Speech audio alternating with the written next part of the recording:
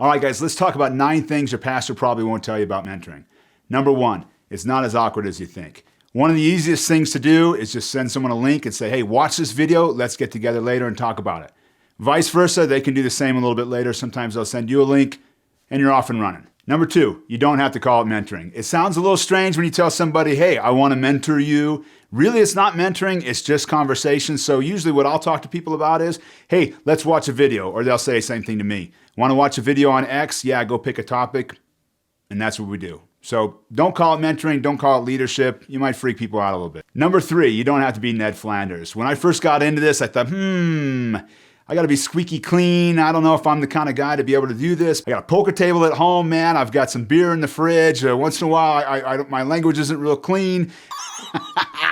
The truth of the matter is, you don't have to wear a sweater vest to reach people. In fact, you're going to reach more people because of the positions that you're in than your pastor can up on the stage. Number 4, it's better than helpless conversation. Well, what do I mean by that? Think about when people are talking to you about serious issues in their life, or they're just inquiring about things they want to know about. A lot of times we don't know exactly what to tell them. Sometimes we just make it up on the spot, and sometimes it can be crap advice. So what we want to do is we want to make sure that we're having helpful conversations, not helpless conversations. Number 5, the surprising thing to me about this whole thing is that people will circle back with you and say, hey, when are we going to do that again? Sometimes you miss a week, sometimes you miss 2 weeks. And then the people that you're talking to, if they're really getting something out of it, and the people that I've talked to have, they come back and say, when are we going to do that again? That was really helpful for me. It was impacting other areas of my life that I didn't expect. And so people want to have these types of relationships and conversations with someone in their life. And that someone can be us. And number 6, you don't have to have all the answers. The resources do a great job of pointing you in the right direction. They set up the topic for you. You talk about what it has to offer. It's really like when you walk out of a movie and you say, what'd you think of that movie? And the person you're with says, well, I thought this. And you say, well, I thought that. That's exactly how this whole setup goes. So you don't need to worry about, boy, I don't know the Bible that well, or I'm not a preacher. What am I going to do? It's very natural, common conversation and communication. All right, so number 7, you don't always have to have a video. You know, there's plenty of times when people come and they talk to you, and an idea pops in your head, or you want to share with them something you learned from maybe the last mentoring session or mentoring someone else.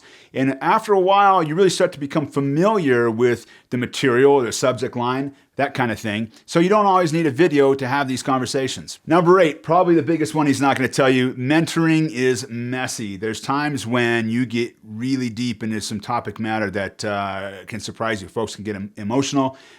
Good friend of mine went to war and he had some things that he was dealing with. And I found myself midway through going, ugh, what do I do? I have no idea how to handle this right now. But you work through it. Worst comes to worst, you pray. If you don't know what to do, but it can get messy. You got to expect that because you're talking about some pretty important things in people's lives. It's not always just, how to manage money or, how to treat people with kindness and that kind of thing. People are going to talk to you about some deep issues. You got to be prepared for that, but that's what's going to make those relationships with those people stronger. That's what's going to make them value what you're doing with them in their lives. They're going to remember that, and hopefully they carry that forward. And finally, number 9, this is really the fastest way for us to grow. What's Foundation's truth? Number 3, we grow by helping others. This is a fantastic way for us to grow in our own walks. If you think about it, what was the last thing you did that really helped you grow spiritually? You're probably not going to say, well, it's that time I gave that guy $20 because he was starving for a pizza on the corner or whatever it is. When you're helping people with their walks through God, you're continually involved with them week after week after week. It's going to be very reciprocal. You're going to see how this is going to pay off in your own life and in your own walk with the Lord. So go ahead, guys. Use the resources below to have this conversation.